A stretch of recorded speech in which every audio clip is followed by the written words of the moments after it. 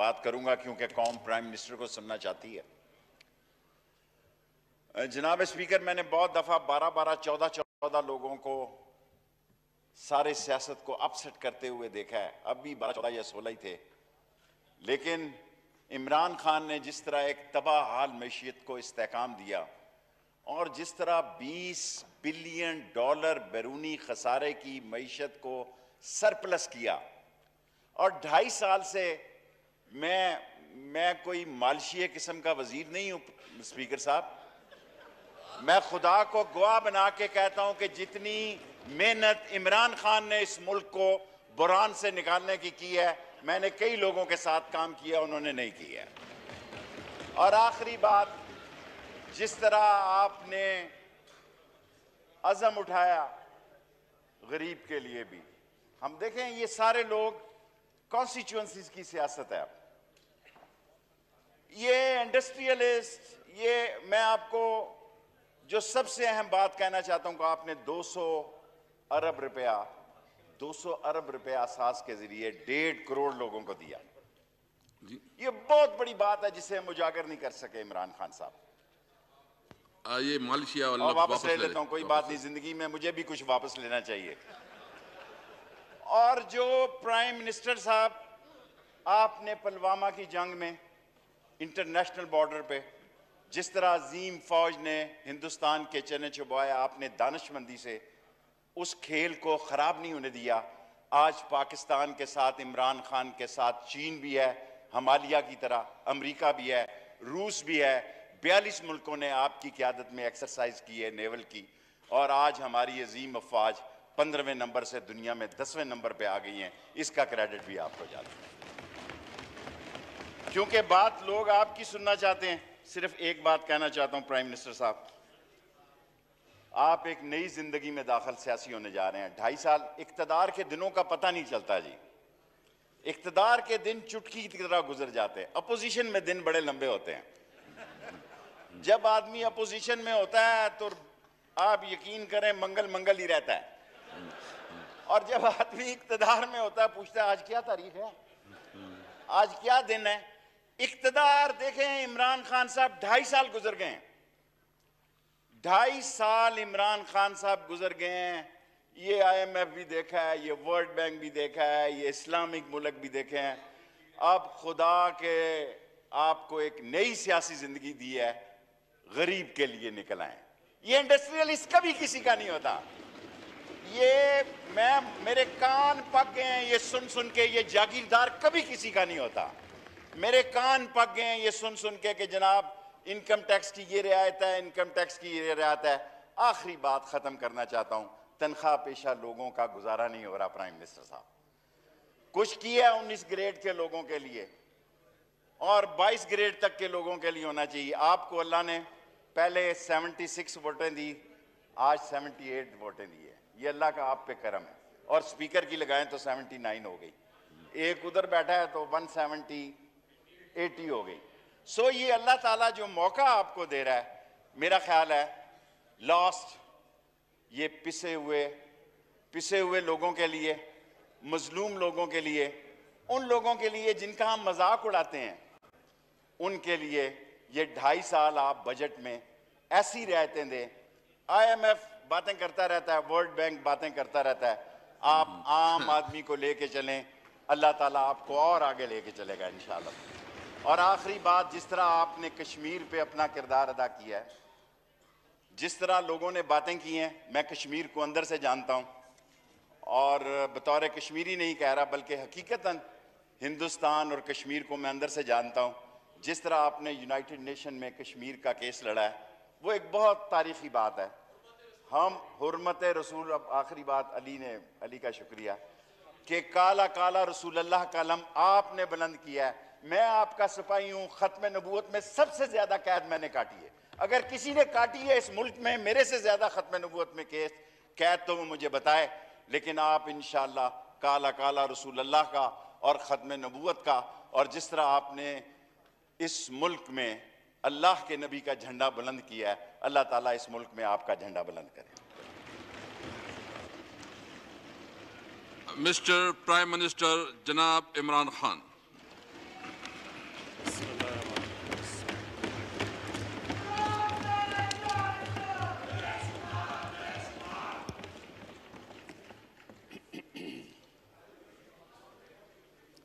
بسم اللہ الرحمن الرحیم ایاک نعبد و ایاک نستعین. میں سب سے پہلے اپنی الائڈ پارٹیز، اپنے اتحادیوں کا دل سے شکریہ ادا کرتا ہوں کہ ابھی بھی اور ہر مشکل وقت میں جس طرح آپ میرے ساتھ کھڑے رہے ہیں. آپ کا بہت بہت شکریہ. میں اپنے پارلیمنٹیرینز، اپنی ٹیم کا، میں آپ کا شکریہ ادا اس طرح کرتا ہوں کہ میں نے جو آپ کی کل شام کو جو آپ کے حالات دیکھے تو مجھے یہ احساس ہوا کہ آپ سب کو بڑے دل سے تکلیف تھی کہ جو ہمارا وہ سینٹ کا یہ ادھر حفیظ شیخ کے الیکشن میں جب ہارے ہیں، تو میں جو آپ سب کو دیکھا تو مجھے بڑا اچھا لگا. مجھے ایک ٹیم آپ میں نظر آئی اور انشاءاللہ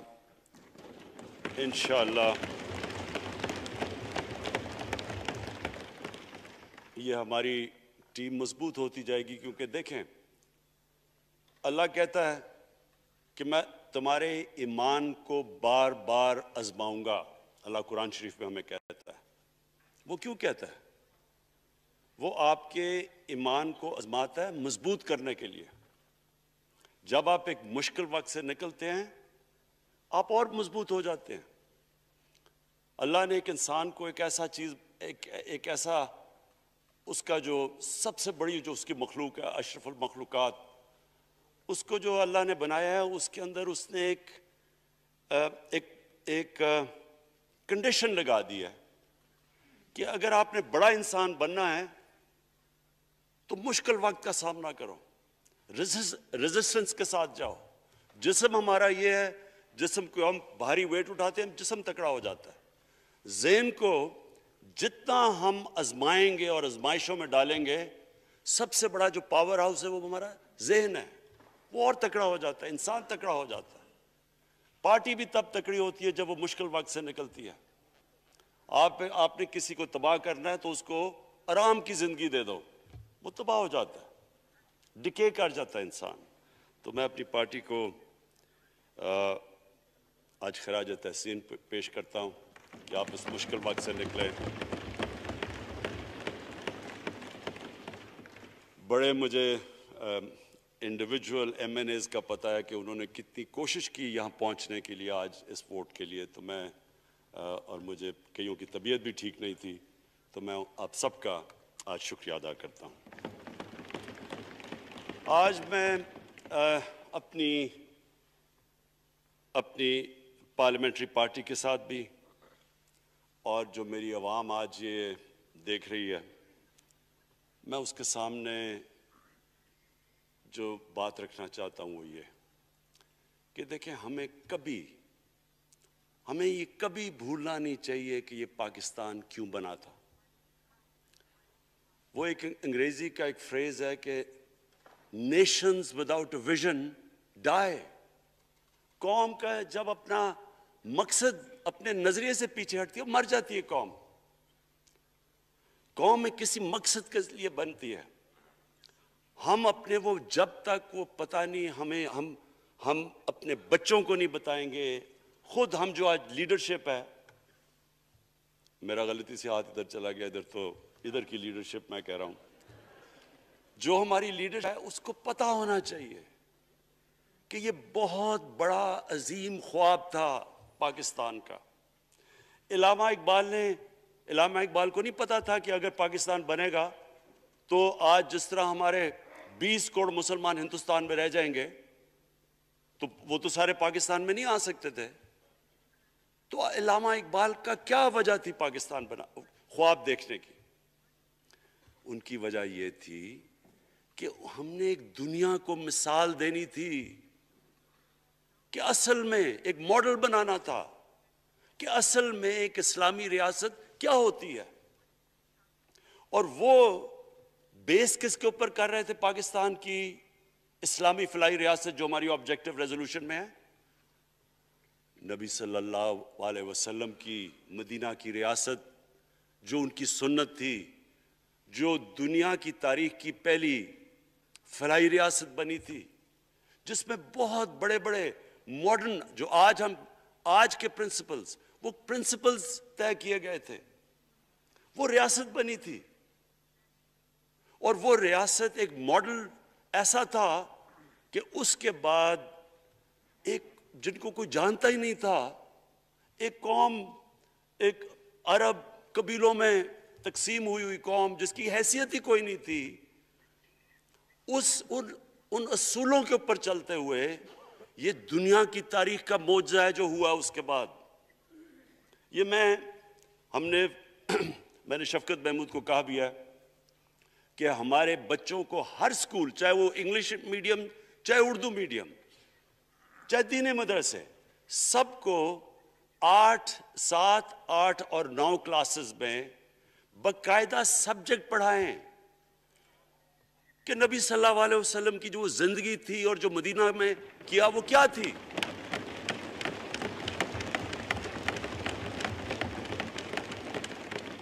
تاکہ ان کو پتہ چلے کہ اس ملک کا مقصد کیا تھا. بڑے لوگ جو پاکستان نہیں چاہتے تھے وہ کیا کہتے تھے؟ وہ کہتے تھے کہ پاکستان تو بن گیا تو آپ نے جو مسلمان ہندوستان میں رہ گئے ان کو آپ نے سیکنڈ کلاس سٹیزن بنا کے چھوڑ دیا ہے. آج بیچارے مسلمانوں سے کیا ہو رہا ہے وہاں؟ تو وہ لوگ کہتے ہیں کہ اگر پاکستان نہ بنتا تو مسلمانوں کی زیادہ طاقت ہونی تھی. ایک ہندوستان میں اس طرح مسلمانوں کا برا حال نہیں ہونا تھا جو آج ہے. یہ ایک آرگیومنٹ دی جاتی ہے. اور اگر ہم پاکستان کو جس مقصد کے لیے بنا تھا اگر ہم ادھر نہیں لے کے جائیں گے تو وہ ٹھیک کہہ رہے ہیں. یہ تو نہیں تھا کہ وہاں ٹاٹا برلا تھے جو اربوں پتی اور یہاں یہ شریف اور زرداری اربوں پتی بن جائیں. اس لیے تو نہیں پاکستان بنا تھا. یہ ایک بڑی ہمیں ری الائن کرنا چاہیے اپنے نظریے کی طرف. ہمیں اپنا رخ چینج کرنا چاہیے واپس کہ یہ بڑا عظیم خواب تھا پاکستان کا. اور وہ جو تاریخ تھی، وہ جو اصول انہوں نے سیٹ اپ کیے، جن لوگوں کی حیثیت ہی نہیں تھی، یہ تاریخ کا حصہ ہے کہ اس کے بعد انہوں نے دیکھتے دیکھتے 15، 20، 30 سالوں کے اندر دنیا کی امامت کی. صرف امامت ہی نہیں کی، وہ تو منگولیوں نے بھی دنیا بڑی جلدی سے فتح کر لی تھی. چنگیز خان نے بھی بڑی جلدی اس کی فوجوں نے فتح کر لی تھی. 100 سال کے بعد وہ ختم ہو گئے تھے. انہوں نے ایک دنیا کی عظیم سویلائزیشن، جو ٹاپ سائنٹسٹ تھے، سارے دنیا کے ٹاپ سائنسدان، ایک عظیم کلچر. اور سب سے بڑی بات جو میں یہ کہنا چاہتا ہوں، انہوں نے اخلاقیات، ایک مورل سٹینڈرڈ سیٹ کی دنیا میں.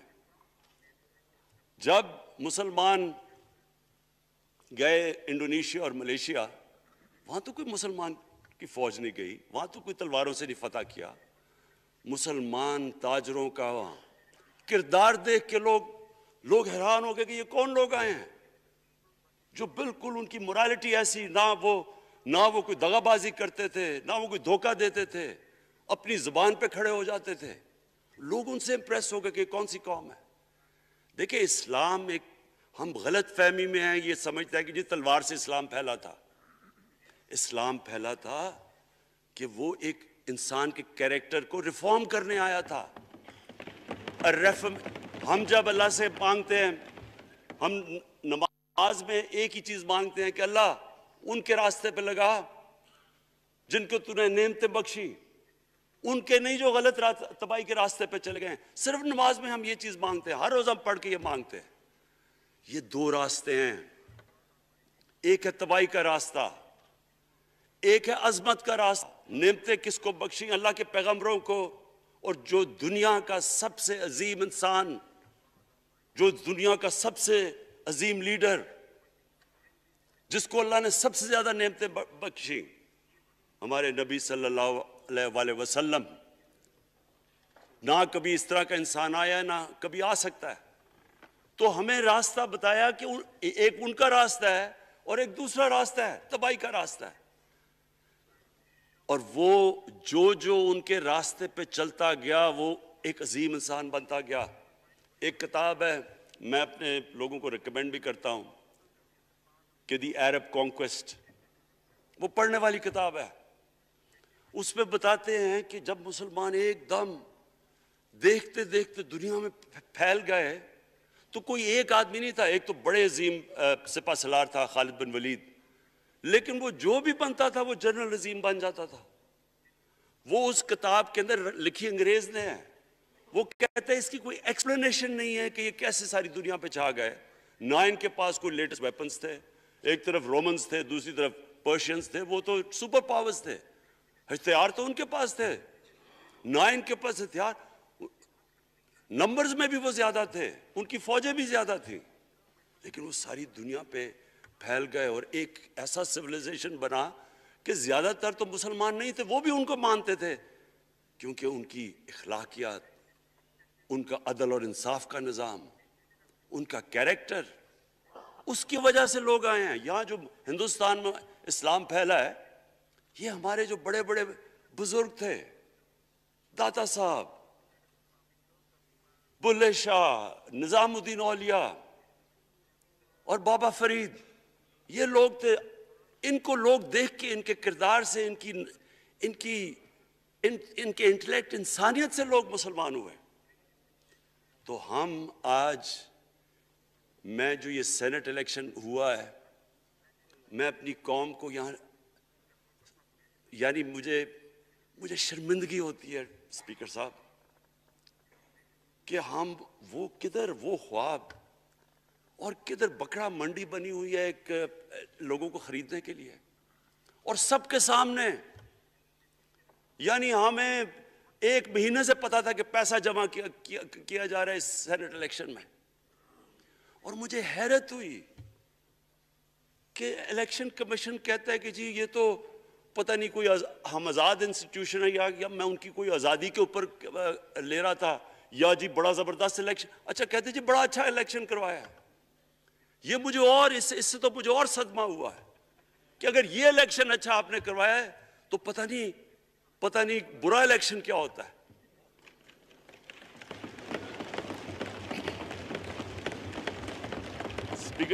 اسپیکر صاحب یہ دیکھیں، مجھے یہ افسوس یہ ہوتا ہے کہ ہم ایک چیز سمجھتے نہیں ہیں. ہم کہتے ہیں نا جی ہمارے معاشی حالات بہت برے ہیں. دیکھیں جی ہماری ڈیفیسٹ تھے، یہ ہمارے کرنٹ اکاؤنٹ، یہ جو بھی ہم کہتے ہیں، قرضے چڑھے ہوئے ہیں. یہ جو قرضے چڑھے ہوئے ہیں یہ ایک بیماری کے سمٹمز ہیں. بیماری کچھ اور ہے. اخلاقی طور پہ ہماری قوم کو تباہ کیا ہے، پھر معاشی تباہی آتی ہے. آج مجھے ایک ملک کا بتا دیں جس کی اخلاقیات اوپر ہو، جن کے مورل سٹینڈرڈز اوپر ہوں اور وہ غریب ہو. ایک ملک مجھے بتا دیں. اور کوئی ملک مجھے بتا دیں جتنا مرضی پیسہ ہو، وسائل ہوں، سب کچھ ہو، لیکن وہاں کی بھی جو لیڈرشپ کرپٹ ہو، وہ مجھے بتا دیں کہ اس میں خوشحالی ہو. دیکھیں یہ ساتھ ساتھ جاتا ہے.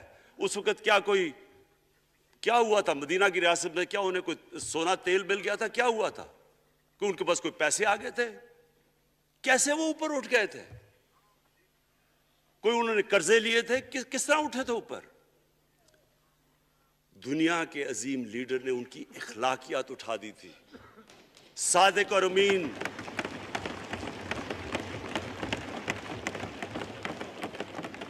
ایک قوم، انہوں نے ہمیں بتایا. ہمیں قرآن میں اللہ حکم کرتا ہے کہ ان کی سنت پہ چلو. اللہ جب ہمیں کہتا ہے ان کی سنت پہ چلو، کیا ہم اللہ کو کوئی فائدہ پہنچا سکتے ہیں؟ ہماری بہتری کے لیے کہتا ہے. قرآن شریف میں سب کچھ ہماری بہتری کے لیے اللہ نے، یہ تمہارے لیے بک آف گائیڈنس ہے ہمیشہ کے لیے، اور یہ ہماری بہتری کے لیے ہے. تو وہ جب ہمیں کہتا ہے کہ نبی صلی اللہ علیہ وسلم کے راستے پہ چلو، وہ ہماری بہتری کے لیے کہتا ہے. اور میں، جس نے اس عمر میں ساری دنیا دیکھ لی ہے، اسپیکر صاحب میں آپ کو بتاؤں مجھے تکلیف ہوتی ہے دیکھ کے. جب میں یہ مغربی ملکوں میں جاتا ہوں، اسکینڈینیویا میں، سوئٹزرلینڈ میں، آپ وہاں کے اخلاقی سٹینڈرڈز دیکھیں، ان کی مورل سٹینڈنگز دیکھیں، شرم آئے گی آپ کو کہ جو ہمارے ملک میں ہو رہا ہے. اور یہ جو سینٹ کا الیکشن ہوا ہے، آپ کو افسوس ہوگا کہ ہم وہ کس کی امت ہیں ہم؟ کس کی امت ہیں؟ کس کے نام پہ پاکستان کا مطلب کیا؟ لا الہ الا اللہ، اس پہ یہ ہمارا ملک بنا تھا۔ اور آج دیکھیں، ایک کرپٹ آدمی، دنیا میں ثابت کیا ہوا کرپٹ آدمی آصف زرداری، دنیا میں اس کے اوپر لکھا ہوا کہ مسٹر 10%، مضمون لکھے ہوئے ہیں، فلمیں بنی ہوئی ہیں اس کے اوپر۔ اور اس ملک میں لوگ کہیں جی ایک زرداری سب پہ بھاری، کیا کہ وہ رشوت دیتا ہے اس لیے سب پہ بھاری ہو گیا؟ کیا یہ ہے ہمارا ملک؟ دوسری طرف دیکھیں، دوسری طرف یہاں بیٹھے ہوئے ہمارا لیڈر نواز شریف، اور نواز شریف ایک ڈاکو، ملک کو 30 سال سے لوٹ کے ملک سے باہر بھاگا ہوا ہے، جھوٹ بول کے باہر بھاگا ہوا ہے۔ سارے ملک کے سامنے ہمیں کیبنٹ میں ہم نے 6 گھنٹے میں بتایا جی اس کو یہ بھی بیماری ہے، اس کو یہ بھی بیماری ہے، اس کو یہ بھی بیماری ہے، وہ شاید وہ جہاز پہ بھی نہ چڑھ سکے، وہ شاید مر جائے گا۔ شیرین کے آنسو آ گئے کیبنٹ میں، اور شیرین کے آنسو آنے آسان کام نہیں ہے اسپیکر صاحب۔ تو ہم نے اس کو وہاں جیسے وہ جہاز پہ چڑھا، جیسے وہاں گیا، وہ ایک دم بھی تبدیل، اور آج وہاں جا کے تقریریں کر رہا ہے، وہاں بیٹھ کے اسکیمیں کر رہا ہے، وہاں بیٹھ کے پلاننگ کر کے جی اسے اتنا پیسہ دو، ادھر ادھر پیسہ کھلاؤ۔ ساری ان کی ایک کوشش ہے، جب سے ہم 2.5 سال سے حکومت آئی ہے، یہ سارے بڑے بڑے ڈاکو اکٹھے ہو کے یہ سمجھ رہے ہیں کہ عمران خان کو کرسی کا اتنا شوق ہے کہ اس کے اوپر اتنا پریشر ڈالو کہ یہ جی ہمیں جس طرح جنرل مشرف نے NRO دیا تھا یہ بھی دے دے گا۔ جنرل مشرف، فوج اس کے نیچے، عدلیہ اس کے کنٹرول میں، ساری کیونکہ میں ادھر ممبر پارلیمنٹ تھا اپوزیشن نہ ہونے کے برابر، جو اپوزیشن کے اندر جو مین آدمی تھا فضل الرحمان، وہ اس کے ساتھ ملا ہوا تھا، وہ 2 نمبر ہمیشہ سے تھا، رائٹ۔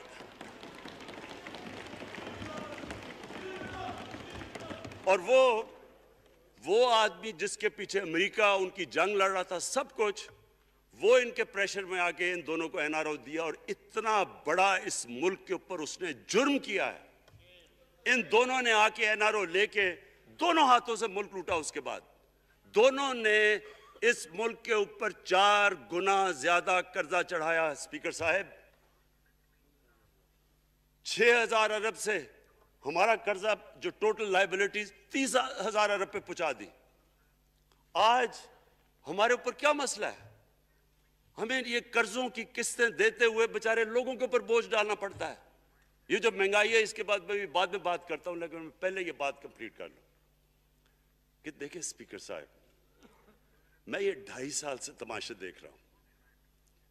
یہاں پہلے دن پرائم منسٹر بن کے پرائم منسٹر تقریر کرنے جا رہا ہے، کھڑے ہو کے تقریر نہیں کرنے دی۔ کیوں تقریر نہیں کرنے دی؟ کیونکہ ان کو پہلے دن سے ڈر تھا کہ یہ ہمارے جو کرپشن کے کیسز یہ معاف نہیں کرے گا۔ کرپشن کے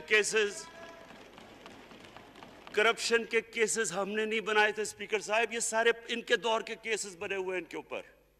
آپس میں تو ان کا مکا تھا، اپنا نیب کا چیئرمین آپس میں مل کے کیسز ان کے بند کر رہا ہے۔ عدلیہ اس وقت کی عدلیہ وہ ان کے ہاتھ میں تھی، ان کو تو مسئلہ ہی کوئی نہیں تھا۔ وہاں $60 ملین آصف زرداری کا سوئٹزرلینڈ میں پڑا ہوا ہے، وہ جج کہہ رہا ہے کہ واپس لے کے آؤ۔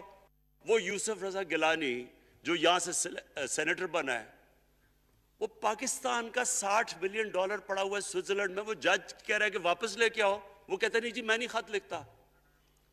بھئی آپ کے باپ کا پیسہ تھا، پاکستانی قوم کا پیسہ تھا، اس کے اوپر وہ ڈسکوالیفائی ہو جاتا ہے۔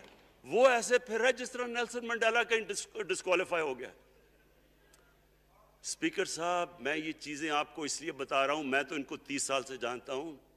دیکھیں، جب تک ہم اس ملک میں اپنی اخلاقیات ٹھیک نہیں کریں گے، مورل سٹینڈرڈز ٹھیک نہیں کریں گے، جب اس طرح کے الیکشن ہوں گے کہ کھل کے پیسہ چل رہا ہے اور ہم کہیں گے نہیں جی وہ پٹواری کیوں پیسے لیتا ہے، تو وہ تھانے دار کیوں پیسے لیتا ہے، وہ سرکاری نوکر، وہ تو بیچارہ جو نچلا طبقہ ہے وہ تو واقعی جس طرح شیخ رشید نے کہا ہے، مہنگائی جو بڑی ہے بیچارے لوگوں کی تنخواہ میں گزارا نہیں ہو رہا۔ ان کو ہم کہہ رہے ہیں کہ آپ بالکل ایماندار بنیں اور یہ جن کا اتنا ان کے پاس پیسہ ہے اسپیکر صاحب، میں آپ کو یقین سے کہتا ہوں ان کو خود نہیں پتا کہ ان کا کتنا پیسہ باہر پڑا ہے۔ اتنے 30 سال سے چوری کر رہے ہیں یہ پیسہ، اور 30 سال سے پیسہ چوری کر کے اب ان کی کوشش یہ ہے کہ عمران خان کے اوپر پریشر ڈالو سارے چور مل کے کہ جی کبھی ہم گورنمنٹ گرا دیں گے، کبھی ہم وہ نکلاتے ہیں وہ۔ آپ سوچیں فیٹف کے اوپر، اب فیٹف ہماری وجہ سے تو نہیں فیٹف پہ ہم گرے لسٹ میں آئے، یہ تو نون لیگ کے دور میں گرے لسٹ میں آئے ہیں۔ اب اگر فیٹف کی بلیک لسٹ میں پاکستان جاتا ہے تو یہاں سب کو پتا ہے کہ سینکشنز لگ جائیں گی، تو آگے مشکل سے ہم نے اکانومی کو سٹیبلائز کیا، مشکل سے۔ اگر بلیک لسٹ میں جاتا ہے تو اکانومی سیدھی نیچے۔ آج جو لوگوں کو مشکل پڑی ہوئی ہے، اور مشکل پڑی ہوئی ہے ہمارے لوگوں کو مہنگائی کی، اس کی وجہ یہ ہے کہ ہمارا روپیہ جو تھا تقریباً 107 روپے کا، آج 160 روپے کا۔ تو جب روپیہ گرتا ہے تو ساری چیزیں باہر سے مہنگی ہو جاتی ہیں، پٹرول، ڈیزل، بجلی۔ اب بجلی کی آدھی بجلی ان سے باقی ڈالر کانٹریکٹس کے اوپر بجلی کے کانٹریکٹ سائن کیے ہوئے ہیں، وہ سب کچھ باہر سے، دالیں مہنگی، جو چیز باہر سے امپورٹ کرتے ہیں، گھی مہنگا، ساری چیزیں مہنگی ہو جاتی ہیں۔ تو یہ سوچ لیں کہ اگر ہمارے اوپر سینکشنز لگ جائیں، اگر ہمارے اوپر فیٹف کی سینکشنز لگ جاتی تو یہ تو آپ تو سوچ ہی نہیں سکتے کہ یہ ملک میں کیا حال ہونا تھا۔ تو ہم اپنے ملک کے لیے فیٹف کی ریکوائرمنٹ پر لیجسلیشن کروا رہے ہیں، اور انہوں نے جناب اتنا بڑا وہ ذرا پکڑا، اتنا بڑا وہ لا دیا جی، اتنا بڑا جی، یہ 34 شکیں چینج کر دیں نیب میں۔ اب نیب کا فیٹف سے کیا تعلق ہے؟ انہوں نے سمجھا کہ اب عمران خان قابو آ گیا، اب تو یہ ڈر کے فیٹف کی بلیک لسٹ سے اب تو جناب ہمیں یہ 34 شکیں سائن کر کے تو نیب کو ختم کر دے گا۔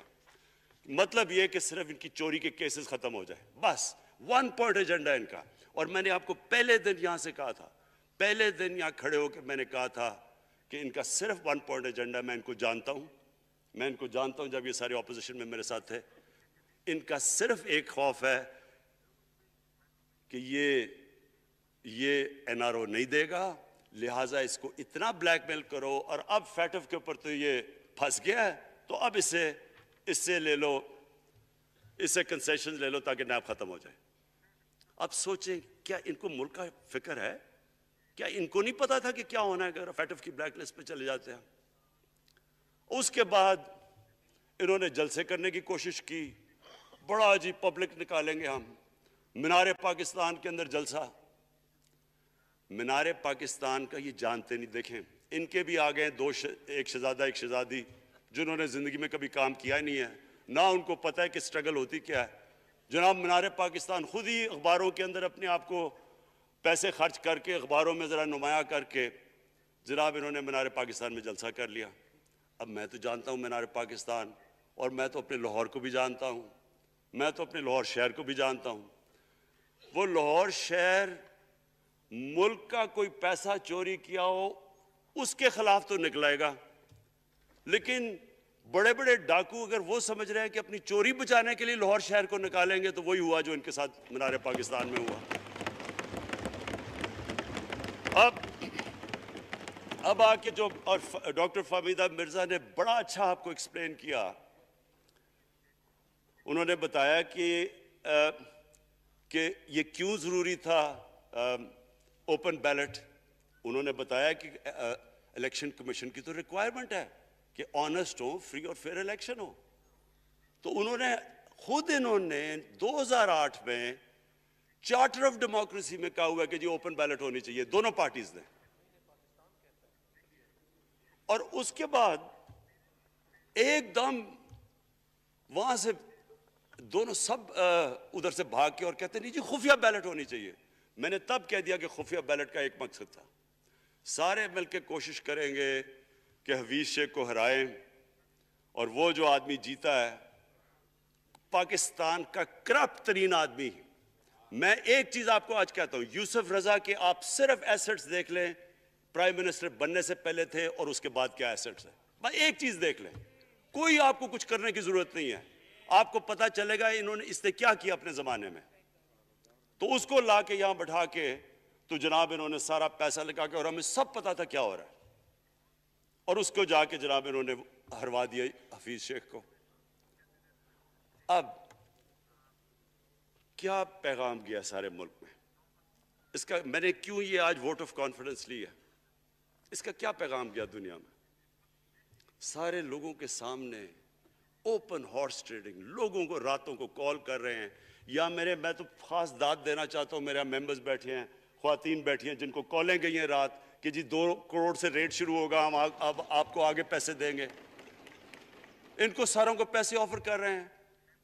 اور پھر اگر میں صرف الیکشن کمیشن کو ایک چیز کہنا چاہتا ہوں، آپ مہربانی کریں پاکستان کی ایجنسی سے صرف ایک سیکرٹ بریفنگ لیں، آپ ان کو اندازہ ہوگا کتنا پیسہ چلا اس الیکشن کے اندر، پتہ چلوائیں کیا ہوا اس الیکشن میں، تاکہ آپ اس طرح کی سٹیٹمنٹ نہ دیں کہ جی ہماری کوئی آزادی ختم کر رہی ہے۔ میں آپ کی آزادی ختم کر رہا ہوں یہ کہہ کے آپ کہ یہ جو الیکشن میں ہوا ہے۔ اسپیکر صاحب، میں آج اس اوکیزن کے اوپر، کیونکہ مجھے اس پہ کافی، میں 2.5 سال یہ بڑی چیزیں برداشت کرتا رہا ہوں، اور میں اس لیے صبر سے کرتا رہا ہوں کیونکہ ملک اتنا ہمارا مشکل میں ہے۔ جو ہمیں ٹائم ملا جب میری گورنمنٹ آئی، میں آپ کو یقین سے کہتا ہوں کہ ساری زندگی میری تو سٹرگل میں گزری۔ جو بھی آپ انسان کسی چیز میں کمپیٹ کرتا ہے، اگر آپ نے ملک میں اپنے سب سے ٹاپ 11 کھلاڑیوں میں پہنچنا ہے تو ایک بہت سارے ملک میں مقابلہ کر کے آپ وہاں پہنچتے ہیں، اس میں ایک بڑی سٹرگل ہوتی ہے، اونچ نیچ ہوتی ہے بڑی۔ اور پھر اگر آپ کو دنیا کے لیول پہ آپ کو اپنا، اگر آپ کو منوانا ہے، اس کی اور ایک سٹرگل ہوتی ہے۔ اور میری اس سے زیادہ بڑی سٹرگل تھی کہ ایک آدمی جا کے ہاسپٹل بنانے کی کوشش کرے، اور وہ بھی کینسر ہاسپٹل، تو ایک وہ بہت بڑی سٹرگل تھی۔ پھر پولیٹکس میں لمبی سٹرگل رہی ہے، اکیلا تھوڑا سے لوگوں کے ساتھ شروع ہوا تھا، اور سٹرگل کر کے 14-15 سال تو مذاق اڑتا تھا میرا، سارے ہنستے تھے جب نام سنتے تھے میرا، تو ایک سٹرگل کر کے یہاں پہنچا ہوں۔ جو یہ 2.5 سال میں اسپیکر صاحب میں نے سٹرگل کی ہے، یہ میری زندگی کی سب سے مشکل سٹرگل تھی۔ اور کیوں مشکل تھی؟ کیونکہ جو یہ 10 سال میں اس کو ڈیکیڈ آف ڈارکنس کہتا ہوں، ایک انہوں نے تباہ کیا۔ صرف 10 سال پہلے اداروں کے حال دیکھ لیں، کوئی ادارہ اٹھا لیں، پی آئی لے لیں، ریلوے لیں، سٹیل مل 8 ارب روپے کا پروفٹ لے کے بیٹھی ہوئی تھی۔ 8 ارب روپیہ سٹیل مل میں پروفٹ تھا جب تک کہ زرداری نے ہاتھ نہیں مارا اس کو۔ اپنا وہ ریاض لال جی فرنٹ مین رکھ کے ہمارے سامنے، میرے پاس آئے لوگ چیمبر والے، انہوں نے کہا جی یہ سٹیل مل سستی بلٹس اس کو بھیجا، اس کے تھرو پیسے دے رہا ہے، وہ سٹیل مل آج بند پڑی ہے۔ ایک ادارہ انہوں نے تباہ کیا، بھرتیاں کی لوگوں کی، وہ ادارے اتنے بڑے بڑے ہو گئے ہیں کہ وہاں پینشنز ہی اتنی آ گئی ہے کہ کچھ بچتا ہی نہیں ہے سیلریز اور پینشن کے بعد کے ادارے کو ٹھیک کر سکے۔ ایک ادارہ تباہ کیا۔ ملک کا سب سے بڑا جو کرنٹ اکاؤنٹ ڈیفیسٹ، جس کے اوپر سارا پریشر پڑتا ہے، اگر آپ کا کرنٹ اکاؤنٹ یعنی کہ ڈالر زیادہ ملک سے باہر جا رہے ہیں اور کم اندر آ رہے ہیں تو پریشر روپے پہ پڑتا ہے، وہ گر جاتا ہے۔ تو وہ میں آپ کو بتا، جب روپیہ گرتا ہے تو غربت پھیل جاتی ہے ملک میں۔ تو سب سے بڑا current account deficit, fiscal deficits جو کہ آپ کی آمدنی اور خرچے، وہ بڑا ڈیفیسٹ، سارے ادارے خسارے میں۔ پاور کانٹریکٹس جو انہوں نے سائن کیے اسپیکر صاحب، یہ عمر ایوب آپ کو بتائے گا، وہ یعنی ایسے لگ رہا تھا کہ کسی دشمن نے آ کے ایک ملک کو نقصان پہنچانے کے لیے پاور کانٹریکٹ سائن کیے۔ ان کے اندر وہی پاور پروجیکٹس آپ کہیں اور دیکھ لیں، کسی اور ملک میں، بلکہ اپنے ملک میں دیکھ لیں، اور وہ دیکھیں کہ انہوں نے کس پیسے بنائے، وہ کس پیسے پہ۔ گیس کا کانٹریکٹ سائن کیا ہم نے آ کے اسی ملک سے 30% کم پیسے پہ گیس کا کانٹریکٹ سائن کیا، ان کا ہی کانٹریکٹ چینج کیا۔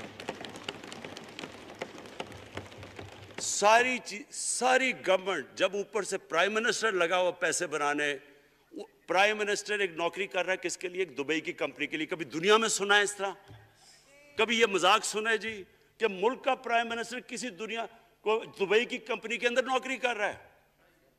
ادھر سے یہاں ڈیفنس منسٹر ان کا، فورن منسٹر، وہ دبئی کی کمپنی سے نوکری کر رہا ہے۔ اور وہ ایک انٹیریئر منسٹر، وہ کوئی سنا ہے سنتری بنا ہوا تھا کسی سعودی عربیہ کی کمپنی میں، مجھے نہیں پتا. کبھی یہ سنا ہے یہ ملک سے کسی ملک سے ایسا مذاق ہوا ہے؟ یہ سارے طریقے تھے اس ملک سے پیسہ منی لانڈر کر کے بجانا. آج مجھے یہ بتائیں، میں یہ جو سارے ہماری اپوزیشن ہے، میں ان سے سوچتا ہوں، میں کئی دفعہ ان کی شکلیں دیکھ کے پوچھتا ہوں ان سے کہ کیا آپ واقعی سمجھتے ہیں کہ آپ دونوں کے لیڈر ایماندار ہیں؟ کیا یہ واقعی سمجھتے ہیں کہ ان کی جو یہ دولتیں بڑی ہیں یہ ایمانداری سے بنی ہیں؟ یعنی کیا ان کو کوئی ملک کی فکر نہیں ہے کہ یہاں کا پیسہ، کہ ان کے بیٹے ہیں، میں ذرا مجھے یہ بتائیں، 3 دفعہ ملک کا پرائم منسٹر، اس کے دونوں بیٹے باہر بیٹھے ہوئے ہیں. میں لنڈن کو جانتا ہوں اسپیکر صاحب، وہ اربوں اربوں روپے کی پراپرٹی ہے، وہاں کے بڑے بڑے رئیس ان ایریاز میں نہیں رہ سکتے جدھر ان کے 2 بیٹے رہ رہے ہیں. ملک سے بھاگ گئے. جی ہم پاکستانی شہری نہیں ہیں. کیوں پاکستانی شہری نہیں؟ کیوں یہاں بتا ہی نہیں سکتے کہ وہ پیسہ کدھر سے آیا جو انہوں نے اتنی بڑی پراپرٹیز لی ہوئی ہیں. اور یہ کچھ نہیں ہے جو انہوں نے بنامی پراپرٹیز لی ہوئی ہیں. کسی کو اندازہ ہی نہیں ہے ان کا کتنا پیسہ باہر پڑا ہے. زرداری کے پاس کیا تھا پہلے، اس کی جو باہر پراپرٹیز ہے. تو کیا ان لوگوں کو نہیں پتا کہ اس ملک کا پیسہ چوری کر کے یہ باہر لے کے جا رہے ہیں اور یہ پھر بھی ان کی سپورٹ کر رہے ہیں؟ اور یہ جو سینٹ کا الیکشن، کیا انہیں نہیں پتا کہ بڑا جی عقل مند پولیٹیشن ہے زرداری، لوگوں کو رشوت دے کے ان کو خرید رہا ہے؟ ساری قوم کے سامنے یہ ہو رہا ہے. میں یہ صرف آخر میں یہ کہنا چاہتا ہوں اس ایشو کو ختم کرتے ہوئے کہ دیکھیں اسپیکر صاحب، کوئی ملک آگے نہیں بڑھ سکتا ایسے. میں اکیلا عمران خان کو کرپشن کر کے کرپشن نہیں ٹھیک کر سکتا. میں عدلیہ کو کیا، کیسز تو عدلیہ میں ہے یا نیب کے اندر ہے، میرا تو ان کے اوپر کوئی کنٹرول نہیں ہے. میں آج پاکستان کی عدلیہ کو اور نیب کو، جو آپ کو میری گورنمنٹ سے مدد چاہیے کنوکشنز کرنے کے لیے، ساری چیزیں ایک طرف، یہ اس ملک کا سب سے بڑا مسئلہ ہے. جب تک آپ لوگوں کو سزا ہی نہیں دیں گے،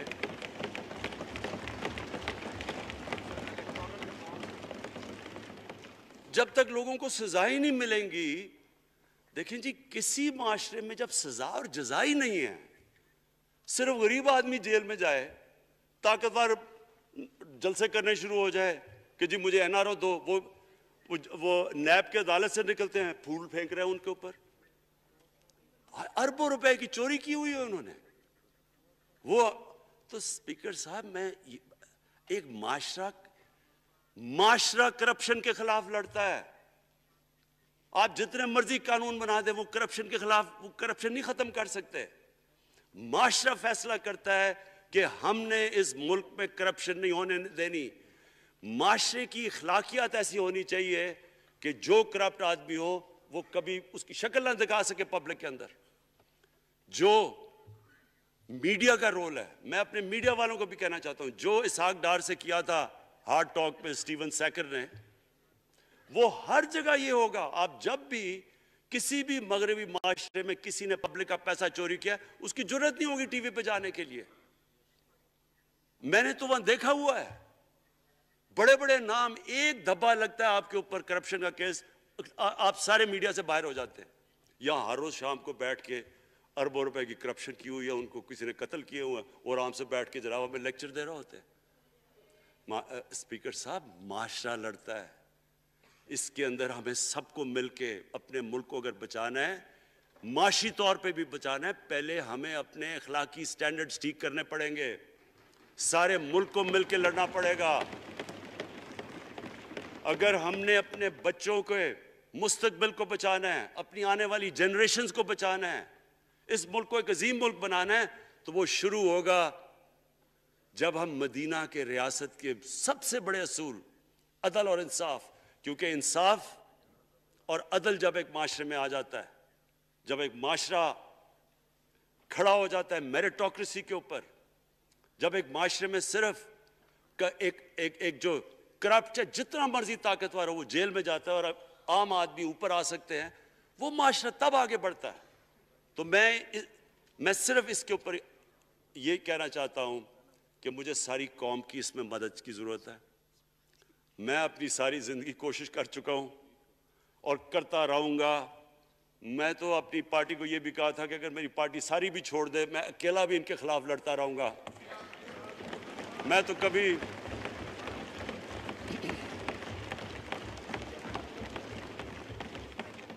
اسپیکر صاحب آخری گیند تک لڑنے والا کیپٹن تھا. آخری گیند تک لڑوں گا, وہ تو کبھی میں ہار مانوں گا نہیں.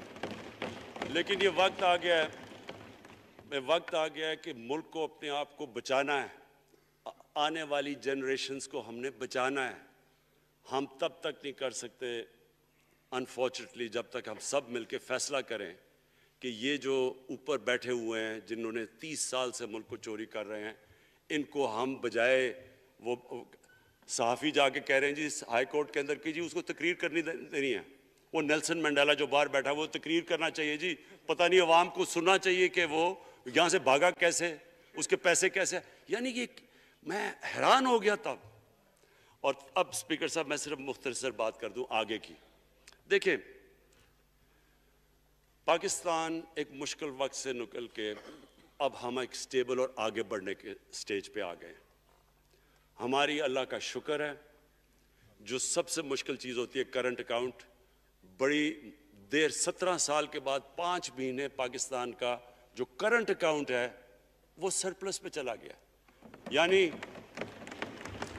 ہمارے جتنے ملک میں ڈالرز آ رہے ہیں اور جتنے باہر جا رہے ہیں, اللہ کا کرم ہے زیادہ ڈالرز آ رہے ہیں. ہمارا روپیہ خود ہی, ہم پیسے نہیں لگا رہے اس کو, خود روپیہ سٹرینگتھ گین کر رہا ہے.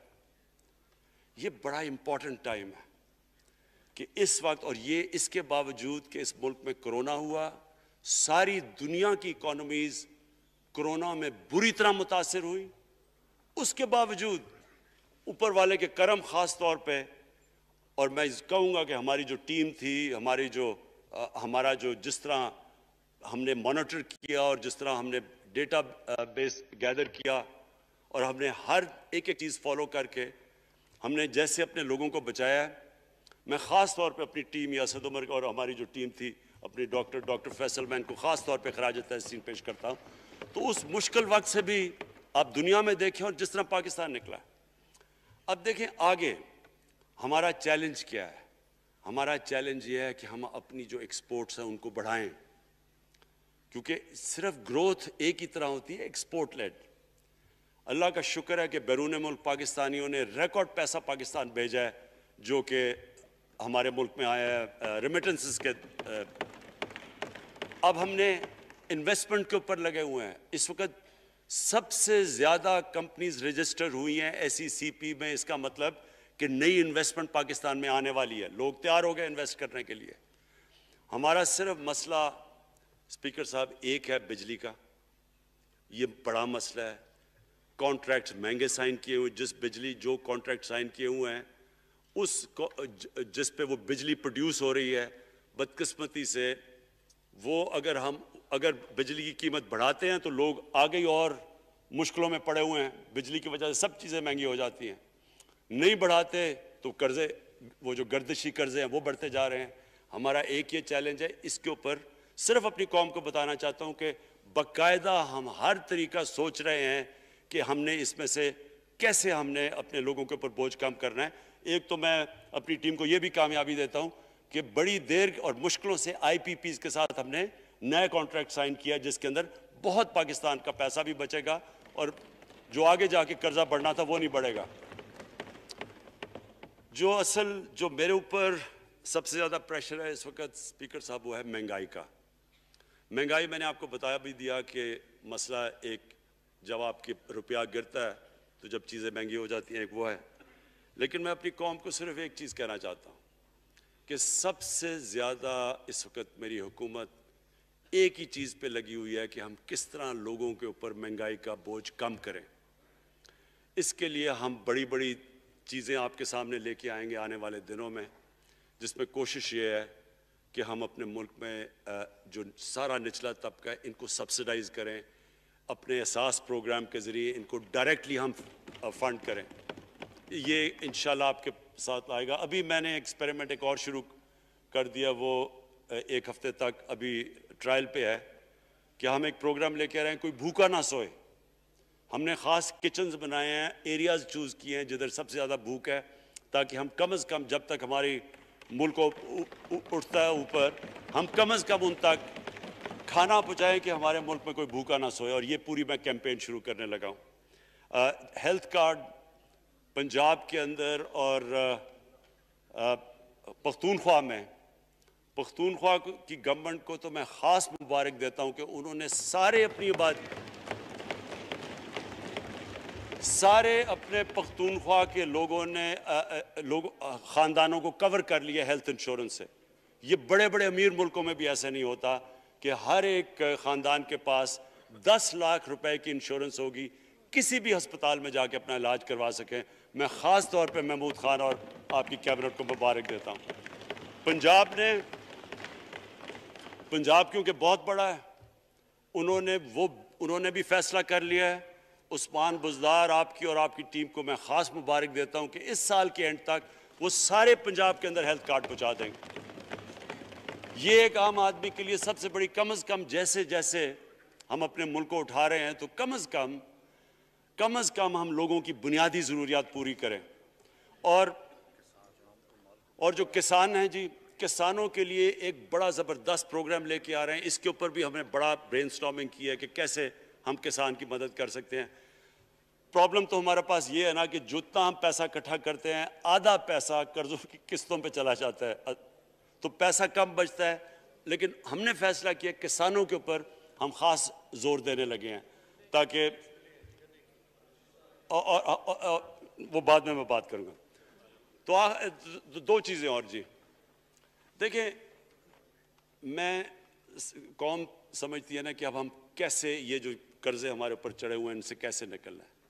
اس سے صرف ایک ہی طریقہ نکلنے کا کہ ہم اپنے ملک میں دولت کے اندر اضافہ کریں, ویلتھ کریشن کریں. اس کے لیے ہم کیا کرنے جا رہے ہیں؟ اس کے لیے ہم نے میگا پروجیکٹس بنائے ہوئے ہیں. ایک ہے راوی سٹی لاہور, دوسرا اس وقت ایک والٹن کے اوپر ایک ہم بزنس سینٹر بنانے لگے ہیں لاہور کا, وہ بہت میگا پروجیکٹ ہے. اور پھر تیسرا جو ہے ایک جزیرہ بنڈل آئلینڈ کراچی سے تھوڑے 1-2 کلومیٹر کے فاصلے پہ. ان سے یہ کیوں کرنے جا رہے ہیں؟ میں صرف لوگ سمجھیں کہ کیوں. ایک تو یہ ہمارے شہر پھیلتے جا رہے ہیں, جتنا شہر پھیلتا جائے گا نہ آپ ان کو سیوریج دے سکتے ہیں, نہ پانی دے سکتے ہیں, نہ صفائی کر سکتے ہیں.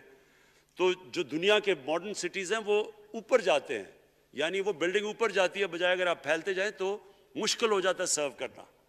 تو ایک تو ماڈرن سٹیز پہلی دفعہ بنا رہے ہیں پاکستان میں اسلام آباد کے بعد. ایک وہ راوی سٹی, وہ بہت ضروری ہے. اس سے لاہور کا جو پانی نیچے جاتا جا رہا ہے وہ ہم وہاں بیراج بنا کے پانی اس کا بچانے لگے ہیں. اور دوسرا ماحولیات کے لیے وہاں ہم بہت بڑے پیمانے پہ اربن فارسٹ اور درخت اگانے لگے ہیں, کیونکہ وہاں لاہور میں بہت بڑا پرابلم ہے اس کا.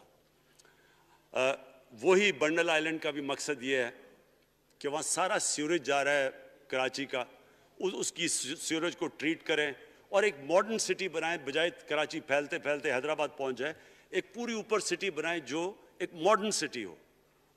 تو لیکن اس کا اصل مقصد یہ ہے کہ اس سے پیسہ جنریٹ ہوگا, اربوں کھربوں روپیہ ہم جنریٹ کریں گے اور اس پیسے سے ہم پھر یہ قرضے واپس کریں گے. اور دوسری چیز, باہر سے انویسٹمنٹ آئے گی. بیرون ملک پاکستانی جو سب سے بڑا ملک کا اساس ہے وہ باہر آ کے وہ ان کے اندر انویسٹ کرنے کے لیے تیار ہے, ان بڑے بڑے پروجیکٹس کے اندر. اور جیسے فورن ایکسچینج آئے گا ہمارے ریزروز بڑے ہوں گے, ہمارا روپیہ سٹیبل ہوگا, اور اس سے جو ویلتھ کریشن ہوگی اس سے ہم پھر اپنے قرضے واپس کریں گے. اس کے علاوہ 50 سال کے بعد 2 بڑی ڈیمز بن رہی ہیں. پاکستان کی تاریخ میں صرف 2 بڑی ڈیمز تھی, اب یہ 2 اور بادشاہ ڈیم اور ممن ڈیم بنا رہے ہیں. یہ انشاءاللہ ان کے اوپر کام شروع ہو گیا ہے. لیکن مجھے جو آخر میں بات کہنی ہے اسپیکر صاحب وہ یہ کہ پاکستان کو آگے بڑھنے سے کوئی نہیں روک سکتا انشاءاللہ.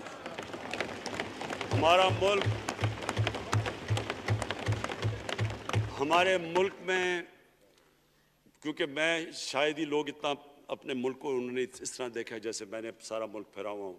اللہ نے ہر قسم کی نعمت دی ہے. اس ملک میں جو پوٹینشل ہے شاید ہی کسی ملک میں ہے.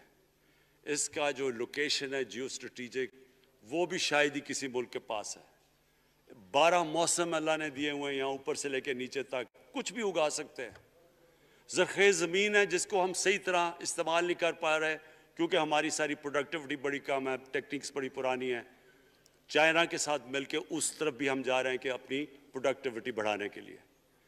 اس ملک کے اندر سب سے بڑی چیز ایک نوجوان آبادی ہے, اور آگے جو ایک جو جسے کہتے ہیں کہ اگلی جو ریولوشن, 4th انڈسٹریل ریولوشن کے بعد یہ جو ٹیکنالوجی کی ریولوشن آ رہی ہے, اس میں ہمارے پاس ایک ینگ آبادی ہے اور اس کے اوپر اب ہم پورا زور لگائیں گے. اور انشاءاللہ یہ جو ہماری آبادی ہے یہی ایک ینگ آبادی پاکستان کو اٹھا دے گی اگر ہم ان کو صحیح معنی میں ٹیکنیکل ایجوکیشن دے دیں. جو میں الیکشن کمیشن کیونکہ بڑے ناراض ہو گئے تھے کہ میں نے کہا وہ الیکشن کے اوپر میرے کامنٹس تھے, میں ان کو یہ کہہ دوں کہ ہم نے یہ فیصلہ کیا ہے الیکٹرل ریفارمز کا. ہم اب ٹیکنالوجی کے اوپر وہ جو EVM مشینز ہیں, الیکٹرانک مشینز لے کے آئیں گے.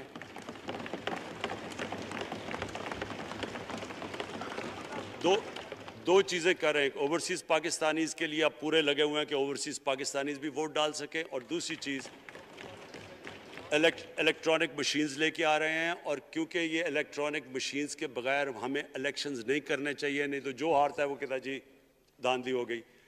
ہم نے اس طرح کا سسٹم لے کے آ رہے ہیں کہ امریکہ کے اندر جب ڈونلڈ ٹرمپ نے کہا کہ الیکشن میں دھاندلی ہوئی ہے, سارے انہوں نے جب الیکشن کھولا تو ایک بھی وہ نہیں ثابت کر سکے دھاندلی ہوئی کیونکہ الیکٹرانک مشینز تھی, ان کے پاس وہ سسٹم تھا. انشاءاللہ وہ سسٹم لے کے آ رہے ہیں تاکہ ہمیشہ کے لیے آگے سے یہ چیز ختم ہو جائے کہ جو ہارا تھا وہ ہار مانے گا, جو جیتے گا وہ جیت. جس طرح کہ انشاءاللہ ہماری حکومت کرے گی, جس طرح کہ ایز کیپٹن پاکستان دنیا کی کرکٹ کی تاریخ میں پہلی دفعہ نیوٹرل امپائرز میں لے کے آیا تھا. بہت بہت شکریہ. Order. In exercise of the powers conferred by Clause 1 of Article 54 of the Constitution of Islamic Republic of Pakistan, I hereby prorogue the National Assembly session summoned on Saturday 6th March 2021 at 12:15 p.m. on the conclusion of its business. Dr. Arif will be present.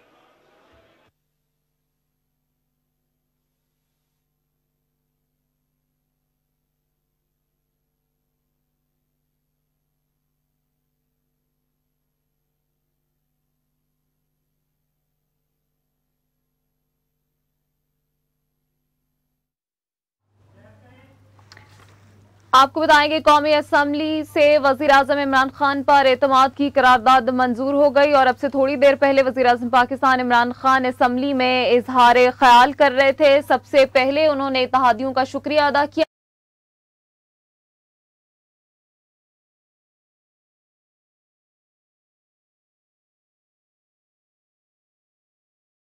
اپنے بیان میں اور کہا کہ election commission کے بیان پر صدمہ ہوا.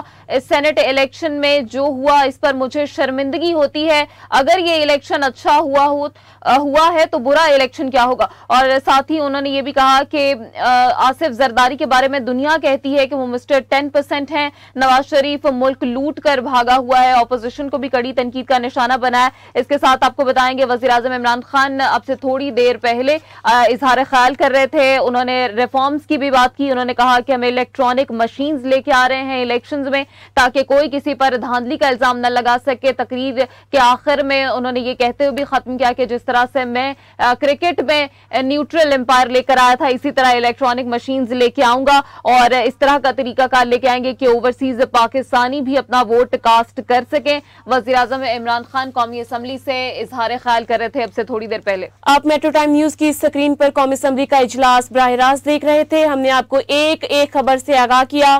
وزیر اعظم عمران خان نے آج قومی اسمبلی سے اعتماد کا ووٹ لینا تھا. 12:15 پر ہال کے دروازے بند کر دیے گئے اور 1:05 پر ووٹنگ کا عمل ختم ہوا. اس کے بعد فیصلہ آیا اور وزیر اعظم عمران خان نے اعتماد کا ووٹ حاصل کیا. पार्टी अरकान ने नए ख्वाहिशात का इजहार किया और वजीर आजम इमरान खान ने कौमी असम्बली से खिताब किया। वजीर आजम इमरान खान ने अपने खिताब में कहा, नवाज शरीफ मुल्क को 30 साल से लूट कर मुल्क से बाहर भागा हुआ है। फजलुर रहमान हमेशा से 2 नंबर आदमी है। जरदारी दुनिया भर में 10% से मशहूर है। इस पर फिल्में भी बनी हैं। 1 माह से इल्म था सेनेट इलेक्शन के लिए पैसे इकट्ठे किए जा रहे हैं। चढ़े हुए कर्जे बीमारी की अलामत है। कौम को इखलाकी तबाह किया। कोई मुल्क करप्ट लीडरशिप के साथ खुशहाल नहीं रह सकता। आपको बताते चले, वजीर आजम इमरान खान ने आज कौमी असम्बली से एतमाद का वोट हासिल कर लिया। वज़ीर आज़म इमरान खान ने आज असम्बली से एतमाद का वोट हासिल कर लिया है। 2018 में जब वज़ीर आज़म इमरान खान ने इलेक्शन लड़ा था तो वज़ीर आज़म को 176 वोट मिले थे और आज 2 वोट ज्यादा मिले हैं, जिस पर डॉक्टर आमिर लियाकत हुसैन की जानिब से कहा गया कि आज वज़ीर आज़म दोबारा से वज़ीर आज़म बने हैं। इसके साथ ही आपको बताएंगे, अब से थोड़ी देर पहले वज़ीर आज़म पाकिस्तान कौमी असम्बली में इजहार ख्याल कर रहे थे और उन्होंने कहा कि गुज़श्ता 10 साल इस मुल्क की तारीख अशरा था और उन्होंने कहा कि मेरी सारी पार्टी मेरा साथ छोड़ दे फिर भी तन्हा लड़ूंगा। कहता हूं आखिरी गेंद तक लड़ने वाला हूं और आखिरी गेंद तक लड़ता रहूंगा। हमें मौशी चैलेंजेस का सामना है लेकिन हम इनसे निपटेंगे। वज़ीर आज़म पाकिस्तान इमरान खान अब से थोड़ी देर पहले कौमी असम्बली में इजहार ख्याल कर रहे थे। आज वज़ीर आज़म इमरान खान